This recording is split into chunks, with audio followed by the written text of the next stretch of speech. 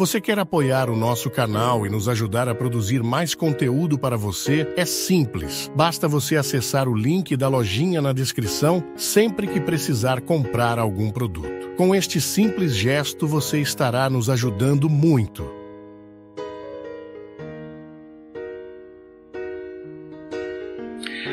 A Teresa escreveu, eu achei interessante esse questionamento da Teresa, porque eu acho que ele vai servir para todos nós.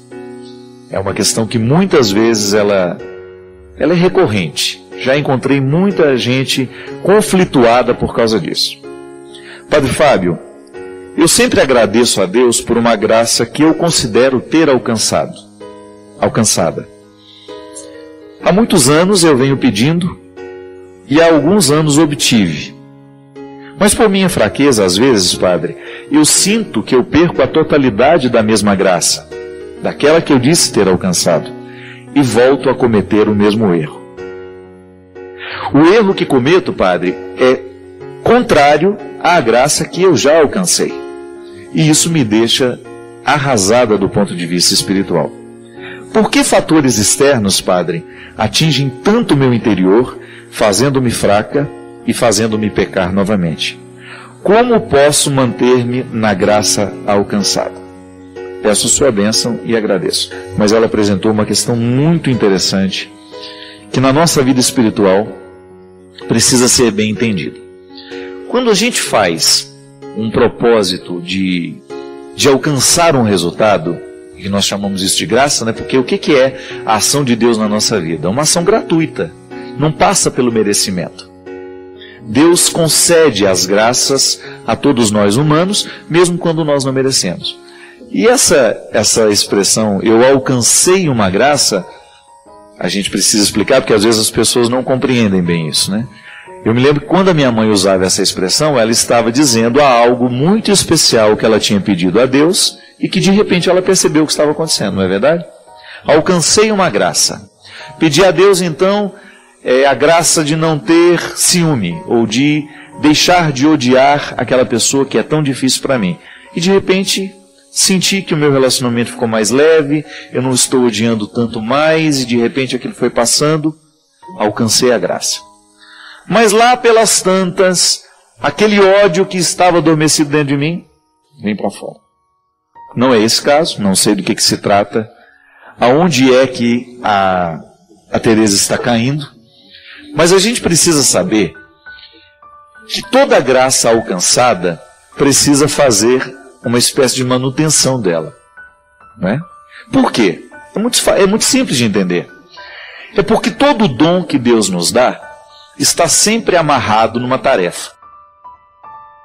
Por quê? Porque Deus cuida de nós. E quem cuida não dá as coisas sem que ela faça a sua parte. É para saber valorizar o que recebeu. Não é assim? A gente não ensina para os filhos da gente que o sacrifício que a gente faz é para a gente saber o valor das coisas? Pois bem, eu recebo a graça de estar vivo. Eu não paguei nada para estar vivo. Eu recebi de Deus este dom.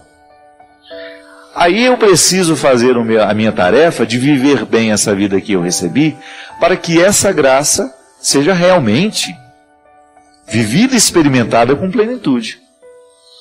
Toda vez que nós tentamos fazer uma superação na nossa vida, experimentando essa graça de Deus que nos motiva a ir para frente, desse Deus que nos alivia os fardos, a gente precisa descobrir que nesta atitude de receber, tem também uma atitude de cuidar. Eu recebi a graça. Então eu acabei de fazer uma confissão. Eu recebi a graça de ser perdoado lá pelo sacerdote. Eu saio daquela confissão e vou viver. Não adianta nada eu levar essa graça sem saber que ela tem que ter repercussões na minha vida. O pecado vai continuar sendo para mim uma possibilidade. Porque Deus não vai me livrar das tentações. Deus não vai me livrar das situações difíceis. Porque Ele não pode me infantilizar.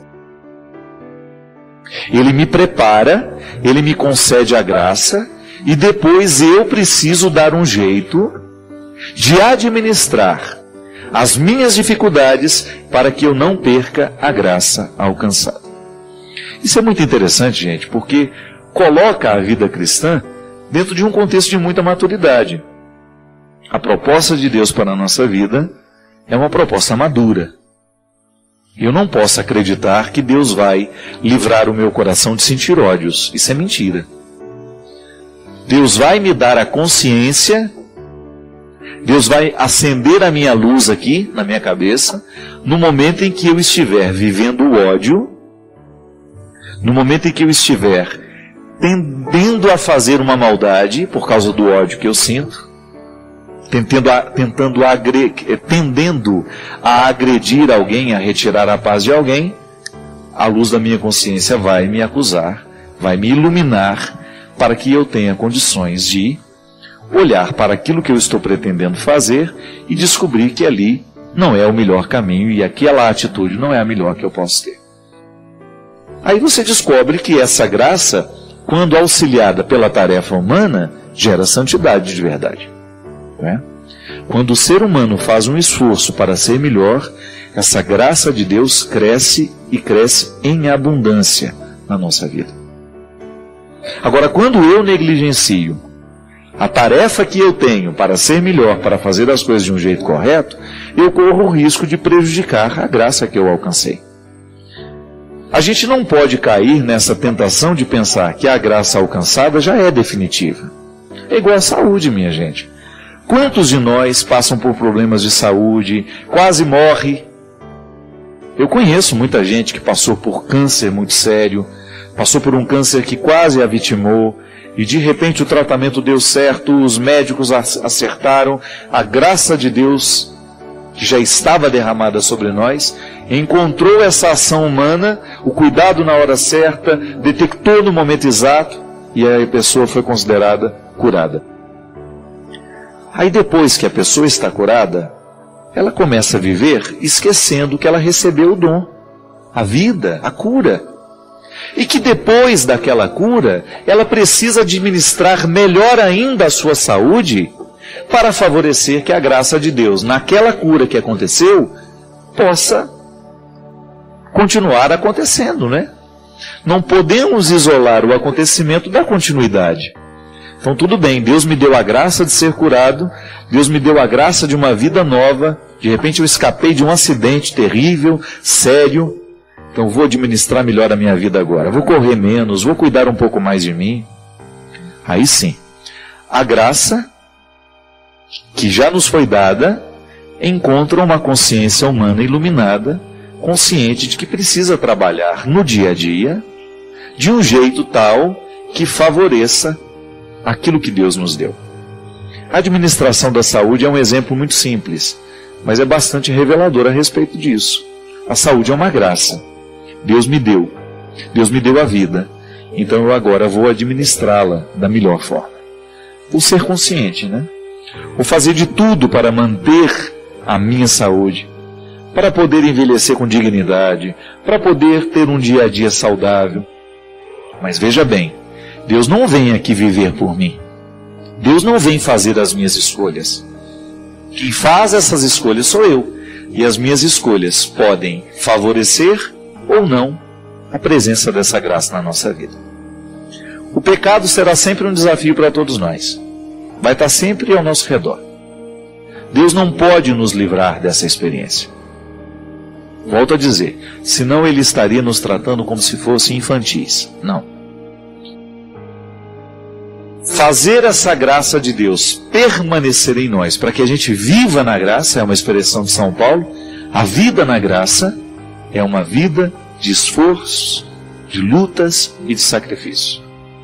Porque ninguém pode negligenciar o dom recebido de Deus, ninguém pode achar que o dom recebido já está garantido. Não. Nós precisamos fazer no nosso dia a dia, a parte que nos cabe para que essa graça de Deus continue manifestando-se em nós. A luta é de todo dia, toda hora. Ninguém nos prometeu que seria fácil, mas ao mesmo tempo temos a certeza de que Deus está sempre com a gente, sobretudo no momento da nossa fraqueza. Assim como a mãe tem uma facilidade de amar o filho, sobretudo no momento da doença, ela ama o tempo todo. mas no momento da doença, o amor é redobrado. O sacrifício pelo filho é redobrado. A mesma coisa Deus com a gente. No momento que a gente está mais fragilizado, o carinho, o cuidado de Deus, eu tenho certeza disso, é redobrado. Porque Ele sabe da nossa necessidade. Agora, se a gente está fechado, é possível que a gente nem perceba a manifestação deste carinho. Se a gente não faz o nosso esforço no dia a dia, a gente corre o risco de nem perceber que esse amor está nos amando. A gente precisa abrir os olhos para isso, né? Preparar a nossa alma para a vida mística. Esse é um desafio dos nossos dias, minha gente. Nós corremos o risco de ficar brutalizados. A vida tem ficado muito bruta com a gente. E se a gente permite esse movimento de brutalização, a gente vai perder a sensibilidade de identificar essa presença de Deus na nossa história.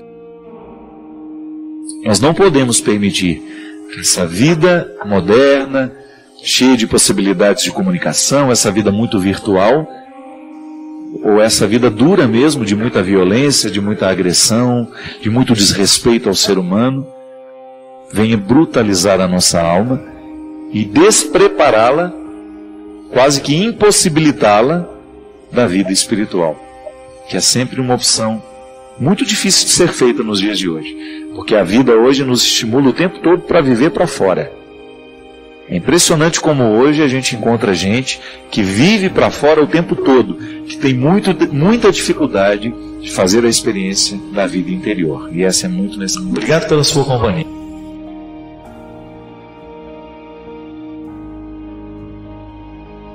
A Cristina, ela está sentindo medo de morrer. Ela me diz assim: padre, tenho fraquejado muito na fé, estou sentindo muito medo de morrer, de que alguém da minha família morra. E vou tentar explicar. O motivo foi o falecimento da minha sogra. Depois da morte dela, padre, eu não tenho conseguido vencer esse pânico.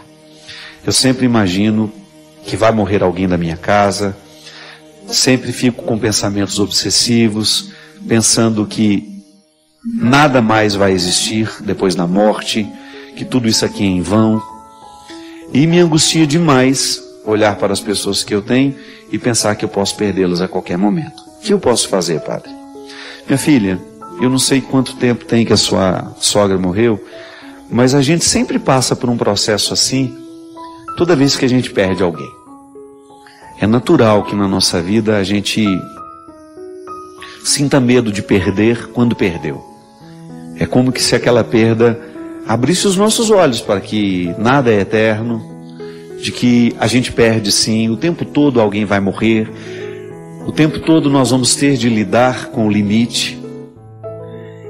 Agora, o que a gente precisa fazer é encaminhar o nosso luto de maneira que ele não venha nos causar esse pânico.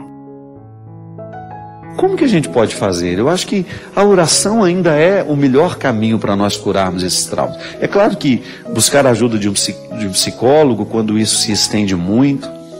Mas sabe, antes de você dormir, você rezar um salmo de confiança. Tem tantos salmos aí na Sagrada Escritura que nos ajudam a dizer essa confiança. O Senhor é minha força, é a minha proteção, em Ti nada temerei. De você buscar uma palavra, uma oração, de você pedir a oração de outras pessoas. Os grupos da renovação carismática, eles são muito bons nesse sentido. Porque lá existem pessoas que gostam de rezar umas pelas outras. É tão bom quando alguém põe a mão na nossa cabeça, reza por nós. A gente se sente mais acolhido, sobretudo no momento dessa fragilidade, Cristina. Procure participar de um grupo de oração. Procure fazer a leitura de um salmo de confiança ao final da noite. Não perca a oportunidade de criar essa vida mística. Sabe, a oração ela tem um efeito terapêutico sobre nós. Nós precisamos rezar. E essa oração, ela pode ser feita através da palavra, ela pode ser feita dentro de uma igreja silenciosa, sabe? E você de vez em quando se refugiar na igreja da sua cidade, no horário em que não tenha muitas pessoas, fica ali, diante do Santíssimo, fique em silêncio e peça a Deus que Ele venha preencher esses espaços que foram abertos pela perda daquela pessoa. Você perdeu a sua sogra, ela devia ser uma pessoa importante para você, você devia ser muito ligada a ela, e agora está sentindo essa insegurança, que é um processo humano natural, mas que a oração pode nos ajudar muito. Essa história de amor à primeira vista é muito perigoso. O amor, ele tem que ser processual. Porque quando você fala que se apaixonou e que foi amor à primeira vista, você corre o risco de estar apaixonado não pelo que o outro é, mas por aquilo que você gostaria que ele fosse. Quantas pessoas, minha gente, eu já vi vivendo essa prisão. Eu não sou o que ela gostaria que eu fosse, mas ela quer tanto que eu seja que eu estou fazendo esforço para ser. Aí dura aí uns 2, 3, 4 anos até que todas as máscaras caem por terra. O verdadeiro amor é aquele que vai sendo descoberto à medida em que defeitos e qualidades são colocados à mesa. É uma crueza isso. É difícil? É. Mas conto de fadas, definitivamente nunca vi. Essa história de amor romântico, perfeito, onde o outro é tudo aquilo que eu imaginava ser, não. Dê tempo ao tempo, vá devagar com o andor, porque o santo é de barro, viu? Vá devagar com o andor, porque o namorado que você tem aí é de barro, é frágil. Vá devagar com o andor, porque a sua namorada é frágil, a sua esposa é frágil. Ela tem muitos defeitos que você precisa conhecer. Até você ter o direito de eleger. Não, conheço seus defeitos, conheço suas qualidades e quero viver o desafio de fazer isso dar certo. As prisões afetivas nascem das nossas expectativas. Então, muitas vezes, nós aprisionamos o outro nas nossas expectativas. E por que depois a gente não consegue se livrar? Porque você também não consegue livrar-se da ilusão que você criou para ele. Sabe como é que uma pessoa se recupera disso? Quando ela tem coragem de reconhecer: eu não perdi tanto assim. Porque, na verdade, a pessoa que eu achava que eu amava nunca existiu. Ela foi uma projeção minha. E é engraçado, minha gente, que quando a pessoa consegue fazer essa reflexão, ela se liberta, como se fosse tirado uma infecção que antes estava matando. Outro dia atendi uma pessoa assim, muito rapidamente, ela me contou que o casamento tinha sido desfeito. Eu não sou a favor de desfazer casamento, eu não me compreendo errado. Acho que tem que fazer de tudo para dar certo. Mas ela me falava assim: eu sabia da vida que ela vivia, das inúmeras traições, das mentiras o tempo todo que ele contava para ela e do tanto que ela sofria com aquilo. Aí um dia ela sofreu, ela me procurou e chorando muito falou assim: ele me abandonou e agora foi embora de vez. Aí eu perguntei para ela: mas por que você está sofrendo tanto se você sabia que ele já tinha te abandonado há muito tempo? Ele te abandonou desde o primeiro momento em que ele assumiu uma outra mulher na vida dele e tinha uma vida dupla. Todo mundo sabia dessa vida dupla. Ele te abandonou há muito tempo, há 20, 30 anos atrás, eu não sei quando foi que começou essa história de traição, e você não teve coragem de, naquele momento, colocar-se como uma esposa deve colocar no momento que sabe da traição do marido. Com autoridade. Eu não sou um objeto para você usar, eu não sou um objeto para você brincar, e a fidelidade é, sem conversa, uma obrigação de todo mundo que fez uma vida a dois. É respeito, é amor. A demonstração do amor passa pela fidelidade. Aí ela me olhou assim assustada e falou: você não perdeu nada, que você já perdeu há muito tempo. O que você fazia era velar o marido dentro da sala da sua casa que já tinha morrido há muito tempo. É velório que não acaba, é velório que não termina. Então pare de achar que você perdeu tanto e comece a descobrir que na verdade você já perdeu há muito tempo. E você já deveria ter tido maturidade para entender aquela perda naquele momento e parar de permitir que o sofrimento te acometesse tanto e provocasse tanta ferida que está te matando aos poucos. Minha gente, quando nós não nos livramos desses fardos, nós somos capazes de nos boicotar e de causar uma morte antecipada. Que a pessoa vai perdendo a vontade de viver, ela vai perdendo a capacidade de sonhar, ela vai perdendo a capacidade de ser feliz. Por quê? Porque um dia se amarrou numa ilusão e permitiu que aquela ilusão tornasse o centro de sua vida. Agora, ela não queria ver isso. Questão de maturidade. Não tem um jeito pior de perder do que fingir que não está perdendo. É a pior maneira de perder. É quando você finge que não está perdendo. É quando você passa de mão de tinta numa parede que já está podre. Não foi Jesus que falava que de nada adiantar caiar as sepulturas? Elas continuam escondendo cadáveres. Então não tenha medo de terminar o seu namoro se você descobre que ali você está vivendo uma ilusão. Ou que o outro está fazendo de você um território da sua ilusão. Ninguém tem obrigação de ser para o outro uma ilusão. Se ele não ama quem você é, não faça esforço para ele amar a ilusão que você está criando para ele amar. Isso é uma prisão terrível. Nos becos, nos lugares onde a gente não vê, há sempre alguém querendo uma esperança para sobreviver. A vida é ameaçada em muitos lugares. Os lugares que os nossos olhos não alcançam. Agora, neste instante, por exemplo, são estatísticas monstruosas que mostram que muitas pessoas perdem a vida a cada minuto, a cada segundo, por causa da violência. Nós estamos assistindo, todos com certeza assustados, as últimas notícias a respeito dos 2 garotos que foram violentamente assassinados, esquartejados pelo próprio pai e a madrasta. Antes de vir para cá, eu ouvia da minha funcionária uma história de que um dos garotos, porque eles estavam num abrigo, quando foram mandados de volta para casa, um deles pediu socorro. Pediu que não gostaria de voltar para casa porque lá eles eram muito judiados. E a juíza fez cumprir a lei. A lei é clara. Se tem pai, se tem mãe, se tem lugar para ficar, não pode ficar no abrigo. Ainda que essa lei seja cega, ainda que essa lei não seja capaz de descobrir a qualidade do pai que espera em casa. Porque você vai concordar comigo, não basta ter pai esperando em casa, não basta ter mãe, tem que ter qualidade aquele que espera. Foi-se o tempo em que pai e mãe eram sinônimos de segurança para os filhos. Nós estamos assistindo nos últimos tempos histórias absurdas em que o principal agressor é o próprio pai e que o principal agressor é a própria mãe. É impossível a gente ficar indiferente a uma história dessa.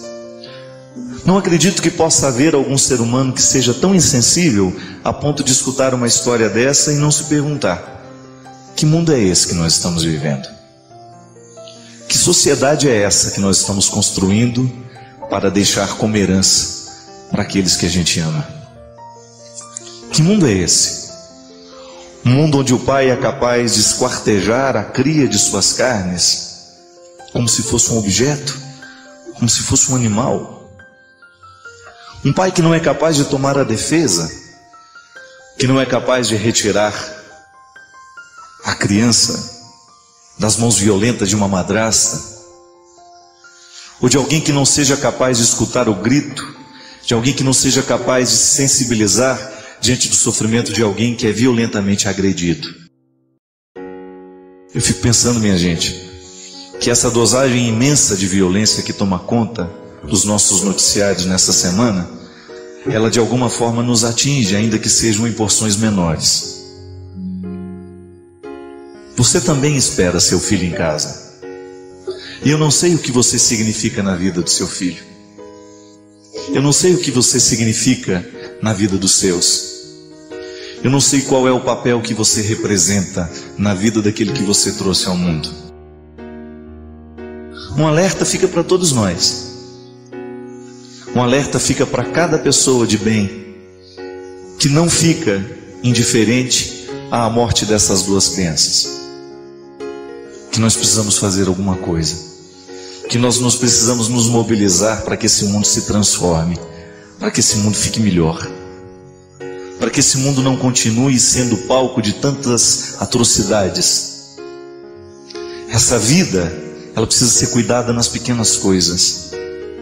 Essa vida que está aqui agora, como um dom que nós recebemos. Nós precisamos escolher melhor o que a gente traz para ela. Eu sei que você, na sua experiência de amar e ser amado, Você nem sempre pensa nessas coisas, porque às vezes a vida não nos permite isso. A gente vive correndo demais. Mas seria bom que se você parasse e olhasse hoje os seus filhos, aquele que você trouxe ao mundo, e que você pensasse a sua qualidade de pai, a sua qualidade de mãe, a sua qualidade de ser humano. O que você tem representado na vida dos seus? Que isso não sirva de culpas, que isso não sirva de peso, que geralmente quando a gente começa a pensar a qualidade da nossa vida, a gente cai na tentação de ficar parado no que a gente não fez de certo. Não, não é para isso.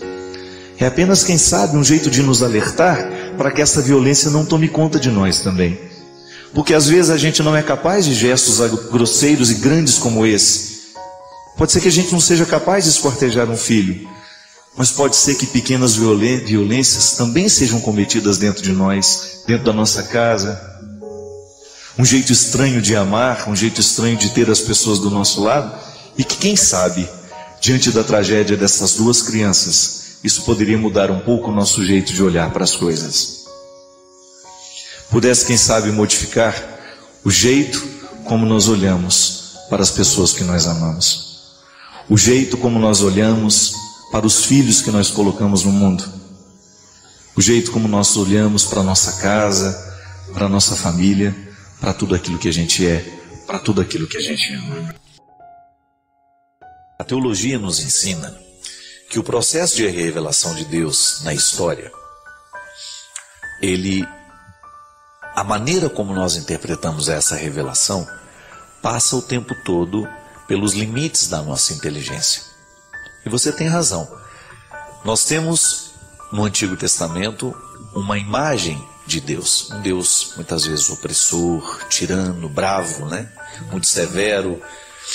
E se a gente vai pegar alguns textos em que nós temos essas narrações, parece que essas narrações são contraditórias àquilo que nós conhecemos em Jesus.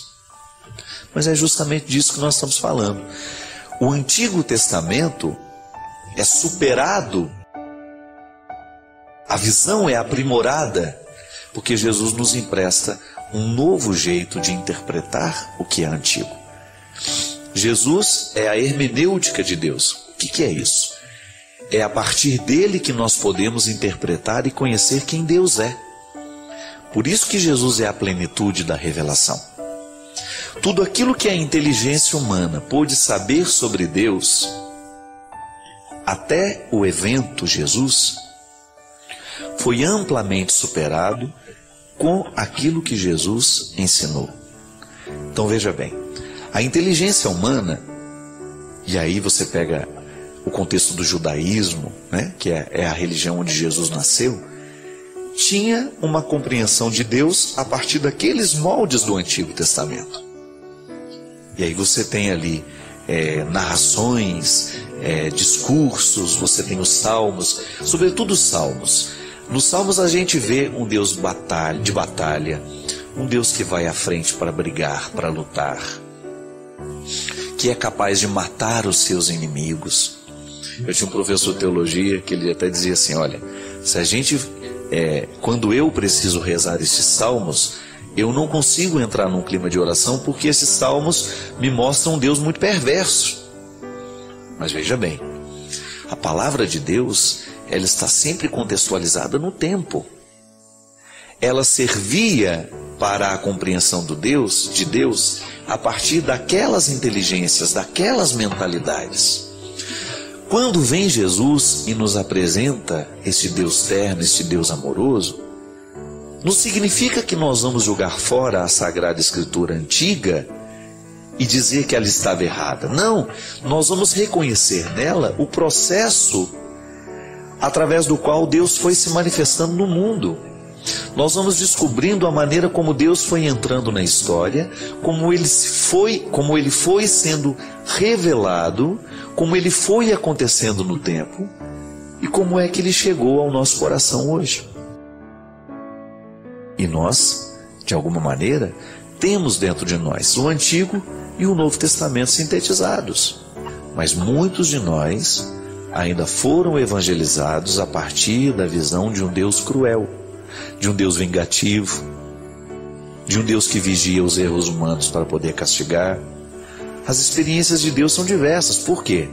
Porque Deus depende da nossa inteligência para agir. Não é assim? Ele passa o tempo todo pelos meus significados humanos. E é por isso que a conversão, minha gente, é também um processo de modificação das minhas interpretações. Eu começo a modificar o meu jeito de interpretar as coisas, as situações, as realidades. Por isso que é mudança de mentalidade. Eu sou filho do Novo Testamento. Graças a Deus, as primeiras notícias que eu tive sobre Deus é que Ele me amava. Eu me recordo como se fosse hoje, da minha mãe dizendo isso para mim: meu filho, Deus ama você. Pode ser que você não tenha tido uma experiência semelhante à minha. Pode ser que você tenha tido a experiência de um Deus vigilante, que ficava o tempo todo olhando para o seu pecado, para aquilo que você estava fazendo de errado. Veja bem, na nossa vida a síntese é sempre interessante. Eu preciso compreender a misericórdia de Deus, mas não posso esquecer do conceito de justiça. Deus é justo. Deus me ama, mas Ele é justo. Significa que quando eu erro, Ele vai agir segundo a sua justiça. Ele me perdoa, mas eu preciso assumir as consequências humanas dos meus erros. Está vendo como Antigo e Novo Testamento podem ser reconciliados numa mesma visão? Seria uma ingenuidade da nossa parte pensar: ah, Deus me ama, então eu não vou precisar assumir as consequências dos meus erros, porque já que Ele me ama, Ele vai assumir os meus erros por mim. Não é assim? Errado. Trazer o Novo Testamento e o Antigo para essa síntese pessoal significa: eu sou filho da misericórdia, mas eu sei que Deus é justo. Por outro lado, eu não tenho o direito de ficar ancorado no Antigo Testamento, anunciando o tempo todo a ira de Deus, né? E às vezes a gente escuta pregações assim: Deus está sempre irritado na palavra daquele padre ou na palavra daquele pastor, daquele líder religioso. Não temos o direito de mostrar apenas a ira de Deus, que nesse caso aqui Jesus traduz como justiça. Deus é justo. E Jesus tinha atitudes que demonstravam essa sua capacidade de sintetizar o Novo e o Antigo Testamento. Veja bem, o mesmo Jesus que perdoava pecados, que abraçava os pecadores e que ia tomar um café com eles, é o mesmo Jesus que chicoteava os vendilhões do templo. Então em Jesus está sintetizado isso. E nós precisamos sintetizar também, porque a verdadeira experiência de fé, ela tem que nos equilibrar a partir do princípio de justiça e do princípio de amor. Porque senão, nós vamos ficar o tempo todo balançando ora lá, ora cá. E esse balanço não é salutar na nossa vida. Você precisa acreditar na misericórdia de Deus. É direito seu acreditar que Deus lhe ama, que Deus lhe quer bem, que Deus perdoa o seu pecado.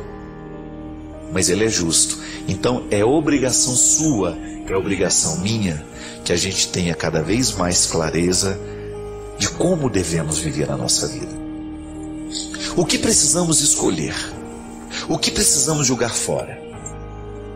Recolher o joio do trigo. Retirar, não permitir que o ruim prevaleça, não permitir que as coisas ruins fiquem semeadas nos canteiros da nossa vida.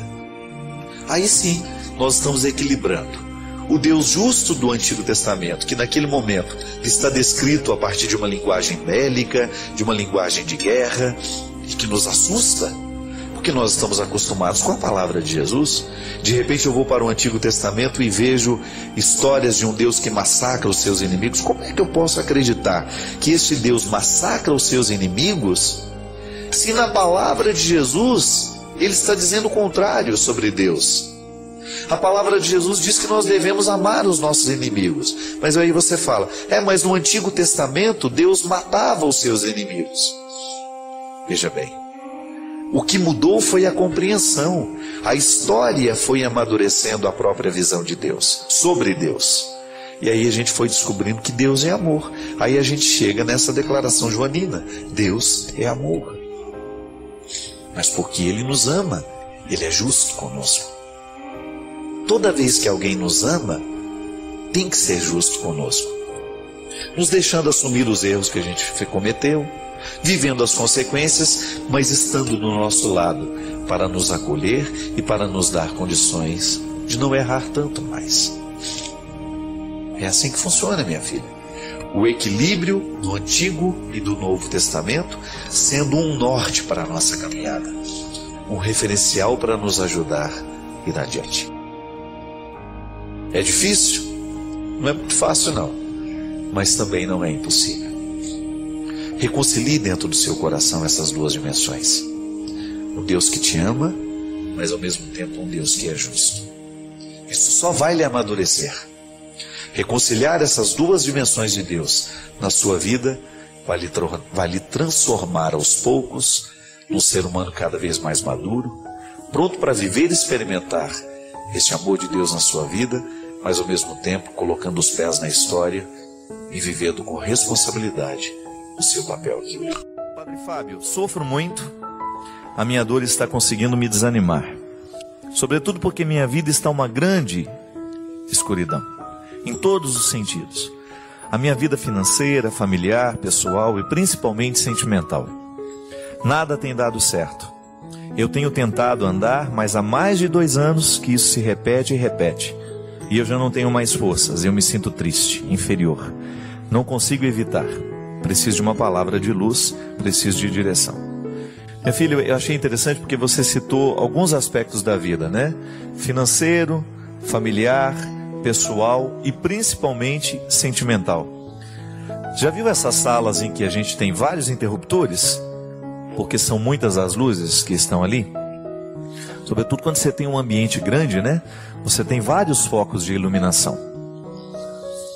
E você tem razão quando você diz que principalmente o sentimental.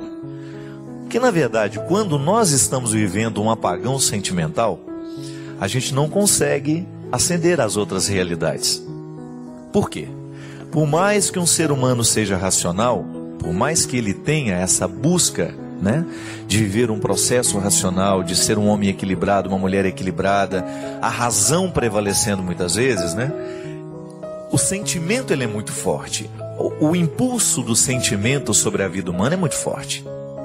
É claro que existem pessoas mais duras. Mesmo assim eu duvido muito, né? Porque em última instância eu acredito que o impulso que nós temos mais determinante nas nossas escolhas é o nosso sentimento. A gama de todas as nossas emoções, né? E se este interruptor não está funcionando, a gente tem uma dificuldade muito grande de olhar para as outras realidades. Pode observar.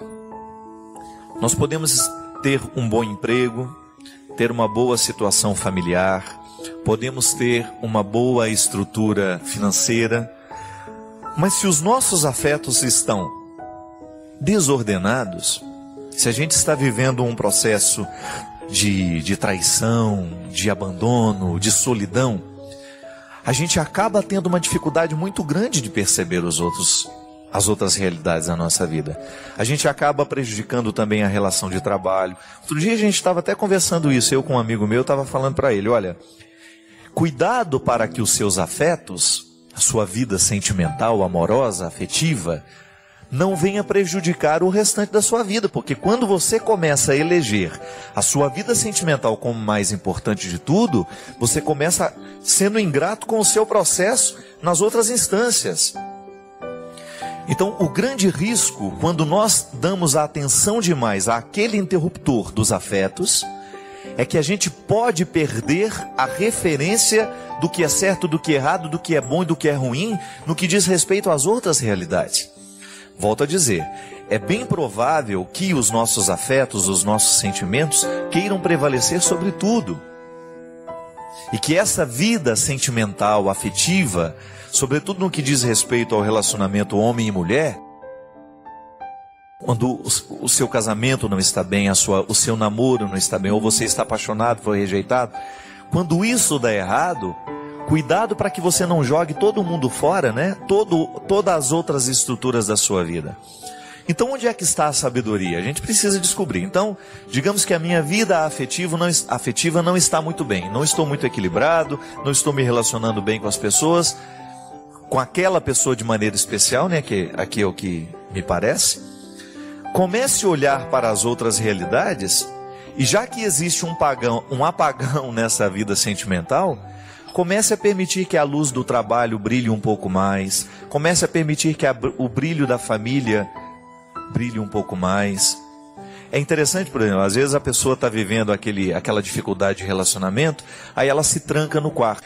Então tem que tomar um cuidado para que você não aumente o apagão. Então, se deu errado alguma coisa no seu namoro, na sua vida sentimental, abra um pouco as portas para que as outras luzes venham iluminar um pouco aquilo que está apagado. É você fazer o equilíbrio. Ah, mas é difícil demais, padre. Eu sei, ninguém disse que seria fácil.